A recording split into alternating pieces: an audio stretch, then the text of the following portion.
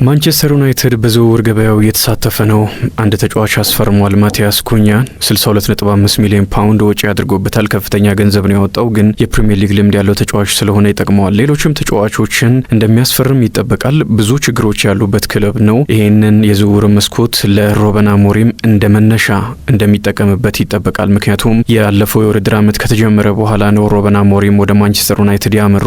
ግን ደግሞ ባለፈው ዓመት ባላቸው ስብስብ የማንቸስተር ዩናይትድ ደጋፊዎች በሚፈልጉት ልክ ውጤት አምጥተዋል፣ ቡድኑንም ገንብተዋል የሚል እምነት የለኝም። ግን ደግሞ የራሳቸውን ተጫዋች እያስፈረሙ ምርጥ ቡድን ሊገነቡ እንደሚችሉ በስፖርቲንግ ሊዝበን አሳይተዋልና የዩናይትድም ደጋፊዎች ተስፋ ብቻ እንደሚያደርጉ እጠብቃለሁ። በዚህ ክረምት ላይ አሪፍ ተጫዋቾችን የሚያገኙ ከሆነ የቀጣይ የውድድር ዓመትን በደንብ መመልከት ይኖርብናል። የመጀመሪያ ሙሉ ዓመታቸው ስለሚሆንና ሙሉ በሙሉ ዝግጅት አድርገው ስለሚጀምሩ ያለፈው ዓመት በርካታ ጨዋታዎች ማንቸስተር ዩናይትድ አድርጓል። የእሳቸውን ሀሳብ በተጫዋቾች ላይ ለማስረጽ እንደ ቡድንም ለመስራት የሚያስችል አልነበረም። ከጨዋታ ወደ ጨዋታ ስለነበረ ዩናይትድ ሲሸጋገር የነበረው እሳቸውን ለመጠየቅ ትክክለኛው ወቅት የሚቀጥለው ዓመት ይሆናል። ግን ቀደም እንዳልኩት አንደኛው ቅሬታዬ በሩበን አሞሪም ባለፈው ዓመት ጥሩ ነገር አላሳዩም፣ ተስፋ የሚሰጥ ነገር አላሳዩም የሚል ነው። አሪፍ ጨዋታዎች ነበሩ፣ ግን አጠቃላይ የውድድር ዓመቱን ስንገመግም ያንን የሚያሳይ አይደለም። እነማን ናቸው ከማንቸስተር ዩናይትድ ጋር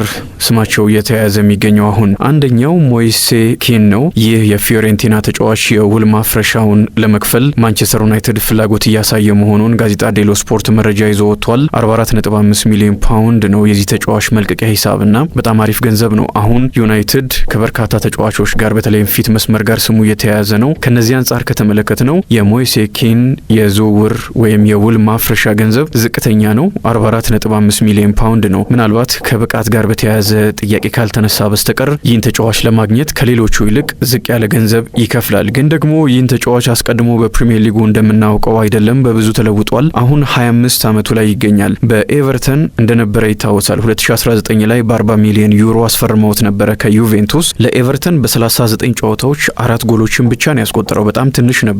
ሊጉም ከብዶታል። ትክክለኛ ጊዜ ላይ አይደለም ወደ እንግሊዝ ፕሪሚየር ሊግ ያመራው በሚልም እንደዚሁም የዝውውሩ ትክክል እንዳልነበረ አስተያየቶች ሲሰጡ ነበረ።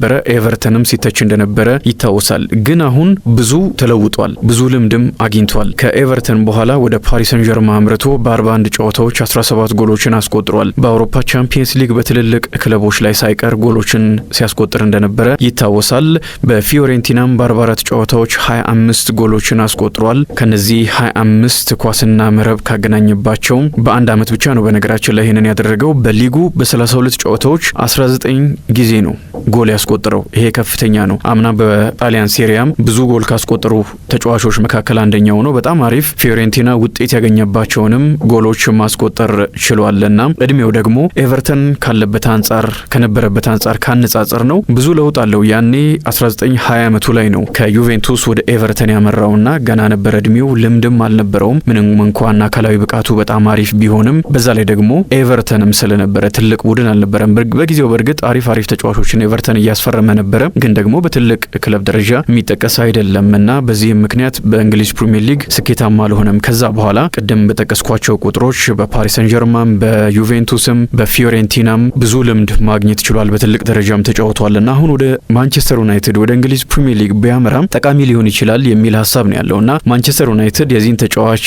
44.5 ሚሊዮን ፓውንድ ከፍሎ የሚያገኘው ከሆነ ውል ማፍረሻውን ከፍሎ የሚያገኘው ከሆነ አሪፍ ዝውውር ሊሆን የሚችልበትም እድል ይኖራል። አሁን በዩናይትድ ያሉ አጥቂዎች አምና ተመልክተናቸዋል። ጎል ለማስቆጠር በጣም የሚቸገሩ ናቸው። ዩናይትድ ጥቂት ጎል ካስቆጠሩ ክለቦች መካከል አንደኛው ስለሆነ ማለት ነው። ክለቡ ግን ተጫዋቾችን አስቀድሞ መሸጥ ይኖርበታል። አንደኛው ማርከስ ራሽፎርድ ነው። አምና ሁለተኛውን የውድድር አጋማሽ በኤቨርተን ነበር በአስቶን ቪላ ነበር ያሳለፈው። በጣም አሪፍ ነበረ። ተስፋ አሳይቷል፣ ተነቃቅቷል። ክለቡ ላይ ያለውን ችግር እሱም ከክለቡ ጋር የነበረበትን ችግር የሚያሳይ ነው። ወደ አስቶን ቪላ ካመራ በኋላ ኦሌ ዋትኪንስን እንኳን ወደ ተጠባባቂ ወንበር ላይ ኡናይ ኤምሬ አውርደው ለራሽፎርድ ነበር የቋሚነት እድል ሲሰጡት የነበረውና ጎሎችንም አስቆጥሯል። ጎል የሆኑ ኳሶችን በተለይ በማቀበል ትልቅ አስተዋጽኦ አድርጓል። እንደ ቡድን የነበረው ተሳትፎ በጣም ከፍተኛ ስለነበረ ይህንን ተጫዋች የሚፈልጉ ክለቦች ክለቦች ተገኝተዋል። ብዙ ክለቦች ተገኝተዋል። ዋጋውም አስቀድሞ ከነበረው አሁን ወርዷል። ኒውካስል ዩናይትድ አንደኛው ፈላጊ ሆኖ መጥቷል። ምንም እንኳን ኒውካስል ዩናይትድ ቁጥር 1 ፍላጎቱ ኢላንጋን ማዘዋወር ነው ቢባልም ማርከስ ራሽፎርድም በዝውውር ሊስታቸው ውስጥ አለ ተብሏል። ይሄ በጣም አሪፍ ነው። በዛው በፕሪሚየር ሊግ የሚጫወትበትን እድል ያገኛል። በቀጣይ የውድድር ዓመት በቻምፒየንስ ሊግ የሚሳተፍም ክለብ ስለሆነ ማለት ነው ወደዛ ሊያመራ ይችላል። የሱ ፍላጎት ሙሉ በሙሉ ባርሴሎና እንደሆነ በጣም ግልጽ ነው። በተደጋጋሚም ተናግሯል። በዚህም ሳምንት የወጡ መረጃዎች እንደሚያሳዩት ከላሚን ያማል ጋር መጫወት እንደሚፈልግ፣ ባርሴሎናን መቀላቀል እንደሚፈልግ በግልጽ የተናገረባቸው ናቸውና ያ እንዳለ ሆኖ ግን የማይሳካ ከሆነ የማይሳካበትም እድል ከፍተኛ ስለሆነ ኒውካስል ዩናይትድ አንድ አማራጭ ሆኖ መጥቷል ማለት ነው። ሌላኛው ሳንቾን በተመለከተ ነው። ዩቬንቱስ ተጫዋቹን ለማግኘት ዱሳን ቭላሆቪችን የዝውውሩ አካል ለማድረግ ፈቃደኛ ነው ይላል የዴሎ ስፖርት መረጃም። ማንቸስተር ዩናይትድ ከሚፈልጋቸው አጥቂዎች መካከል ደግሞ አንደኛው ዱሳን ቭላሆቪች ነው በዝርዝር ውስጥ ካሉ ተጫዋቾች መካከል ይህም ተጫዋች ይገኝበታል። ይሄ ሰርቢያዊ ተጫዋችና ምናልባት ወደ ኦልትራፎርድ ሊያመራ የሚችልበት እድል ይኖራል። ግን ደግሞ ሳንቾ ወደ ናፖሊ መጓዝን መርጧል። ናፖሊን መምረጡን የሚያሳዩ መረጃዎች ናቸው ከጣሊያን አካባቢ እየወጡ የሚገኙት። ናፖሊ ሳንቾ ደሞዙን እንዲቀንስ ይፈልጋል። ያንን የማያደርግ ከሆነ ናፖሊ የሚያስፈርምበት እድል አይኖርም። በጣም ከፍተኛ የሆነ ደሞዝ እንደሚከፈለው ይታወቃል። አብዛኞቹ ከ290,000 ፓውንድ በላይ በሳምንት እንደሚከፈለው ነው መረጃዎች የሚያሳዩት። እስከ 300 እስከ 320 የሚያደርሱት አሉና ይሄ እጅግ በጣም ከፍተኛ ነው። ይሄንን ናፖሊ ይከፍላል ተብሎ አይጠበቅም። ወደዛ ማምራት የሚፈልግ ከሆነ ሳምንታዊ ደሞዙን መቀነስ ይኖርበታል። ነገር ግን ቸልሲም ይህንን ተጫዋች ማቆየት ፈልጎ ነበረ። ጋርናቾ ከደሞዝ ጋር በተያያዘ ቸልሲ በሚፈልገው ልክ ደሞዙን መቀነስ ስላልፈለገ ነው እስከ 24 ሚሊዮን ፓውንድ በቋሚነት የሚያስፈርምበትን እድል ትቶ 5 ሚሊዮን ፓውንድ ለማንቸስተር ዩናይትድ ከፍሎ የመለሰውና ከናፖሊስ ጋር ይስማማል የሚለው ይጠበቃል። ጋርናቾን በተመለከተ የራሽፎርድን የቪላ መለያ ለብሶ ማህበራዊ ትስስር ገጾቹ ላይ መለጠፉ እያነጋገረ ነው። ጋርናቾ ከሳውዲ ከፍ ያለ ገንዘብ ቢቀርብለትም ለ2026 የዓለም ዋንጫ ሲል በትልልቆቹ ሊጎች መቆየትን መርጧል። ያንን ነው የሚፈልገው። ከእንግሊዝ ፕሪሚየር ሊግ ፈላጊዎች አሉት። አንደኛው አስቶን ቪላ ነው እየተባለ ነው። ሌሎችም ክለቦች አሉ።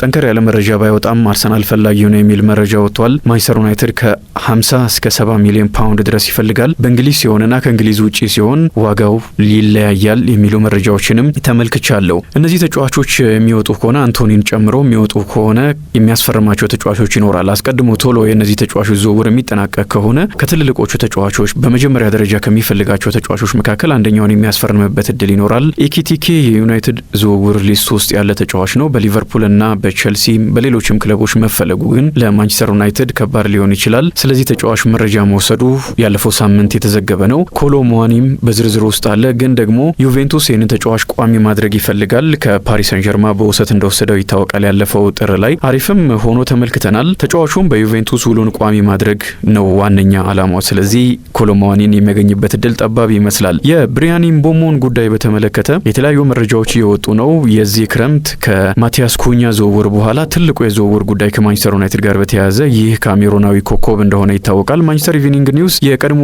የዩናይትድ ተጫዋች ሉዊ ዛሃ የዩናይትድ እዚህ ተጫዋች ላይ እስከ መጨረሻ ድረስ ትኩረት እንዲያደርግ መክሯል። ብሪያን ምቦሞ ላይ ትኩረት አድርጉ ብሏል። ምንም እንኳን ተጫዋቹን ለማግኘት አስቸጋሪ ቢሆንም ብሬንትፎርድ ጠንካራ አቋም በመያዙ ዩናይትድ ሌላ አማራጭ ሊመለከት ይችላል የሚሉ መረጃዎች እየወጡ ስለሆነ ነው ይህንን አስተያየት የሰጠው። ከ60 ሚሊዮን ፓውንድ በላይ ነው ይጠየቅበት የሚገኘው። ዩናይትድ 45 ሚሊዮን ፓውንድ አቅርበዋል። የመጀመሪያ ጥያቄ ወዲያው ነው በብሬንትፎርድ ውድቅ የተደረገበት። ግን ደግሞ ቀጣይ ሁለተኛ ጥያቄ ያቀርባል ተብሎ ይጠበቃል። በጣም መጥፎ ነገር ብሬንትፎርዶች ከቶተናም ጥያቄ ሊመጣ ይችላል በሚል ሀሳብ ሁለቱን ክለቦች ማፎካከር ይፈልጋሉ ይላል መረጃውና ይሄ የሚሆን ከሆነ ደግሞ ወይም ቶተናም በደንብ ጠበቅ አድርጎ የዚህ ተጫዋች ዝውውር ውስጥ የሚገባ ከሆነ ማንቸስተር ዩናይትድ ቢያገኘው እንኳን ከፍተኛ ገንዘብ ሊያወጣ ይችላል። የቀድሞ የብሬንትፎርድ አሰልጣኝ ቶማስ ፍራንክ ቶተናም ውስጥም ስላሉ ነገሮች ውስብስብ ሊሆኑ ይችላሉ። አንዳንድ መረጃዎች ቶተናም ከዚህ ተጫዋች ዝውውር እንደወጣ የሚጠቁሙ ናቸው። ግብ ጠባቂን በተመለከተ አንድሬ ሉኒን ሊያስፈርም ይችላል ማንቸስተር ዩናይትድ እስከ 15 ሚሊዮን ፓውንድ ድረስ ቢያወጣ ይሄንን ተጫዋች ማግኘት ይችላል። እንደ በርካታ መረጃዎች የ26 ዓመቱ ዩክሬናዊ በሪያል ማድሪድ የመሰለፍ እድል አይኖረውም ቢያንስ 2 ዓመት። ምክንያቱም ቲቦ ኮርቷ አስደናቂ ግብ ጠባቂ ነው። በዛ ላይ ደግሞ ውሎ ሊያድስ መስማማቱን የሚጠቁሙ መረጃዎች እየወጡ እየመጡ ስለሆነ አንደኛው ተጫዋች ይሄ ነው። ከኤሚ ማርቲኔዝ ጋር ያለው ጉዳይ አሁን ያበቃለት ይመስላል። ወደዛ ማንቸስተር ዩናይትድ ብዙ ፍላጎት አላሳየም እዚህ ተጫዋች ላይ። ሜኞም ከማንቸስተር ዩናይትድ ጋር በጥቂቱም ቢሆን ስሙ እየተያያዘ ይገኛል። አሁን ያሉ መረጃዎች እነዚህን ይመስላሉ። ራኒክ ግን ስለ ማንቸስተር ዩናይትድ ዝውውር የሰጡት አስተያየት በጣም የሚገርም ነው። የቀድሞ የማንቸስተር ዩናይትድ ጊዜያዊ አሰልጣኝ ብዙ ማንቸስተር ዩናይትድን ሲተቹ እንደነበረ ይታወሳል። ማንቸስተር ዩናይትድ እንዲለወጥ አጠቃላይ ስር ነቀል ለውጥ እንደሚያስፈልገው የሚጠቁሙ አስተያየቶችን ነበረ ሲሰጡ የነበረው። እድሜያቸው ለገፋ ተጫዋቾች ዩናይትድ ያወጣውን ገንዘብ ተችተዋል። እስከ 35-70 ሚሊዮን ፓውንድ ድረስ ያወጣል ለዝውውር። ከዛ ባለፈ ደግሞ ለተጫዋቾቹ ከፍ ያለ ደሞዝ ነው የሚከፍለው። በአጠቃላይ ከ130 ሚሊዮን ፓውንድ በላይ ለተጫዋቾች ለእንደዚህ አይነት ተጫዋቾች ያወጣል በሚል ተችተዋል። እና አሁን ዩናይትድ የተቀየረ ይመስላል። ማቲያስ ኩኛ ገና 25 ዓመቱ ነው። በእርግጥ 62.5 ሚሊዮን ፓውንድ ከፍተኛ ገንዘብ ነው፣ ግን ከፕሪሚየር ሊግ የተገኘ አቋሙን በደንብ ያሳየ ስለሆነ አሪፍ ዝውውር ይመስለኛል። ብሪያን ቤሞንም የሚያገኝ ከሆነ ሌላ አስደናቂ ዝውውር ሆኖ የሚመዘገብ ነው። በዛ ላይ አምናም እነ ዮሮን ያስፈረመበት ኡጋርቴን ያስፈረመበት መንገድ በዝውውር ገበያው ላይ እየተለወጠ እንደመጣ የሚያሳይ ነው።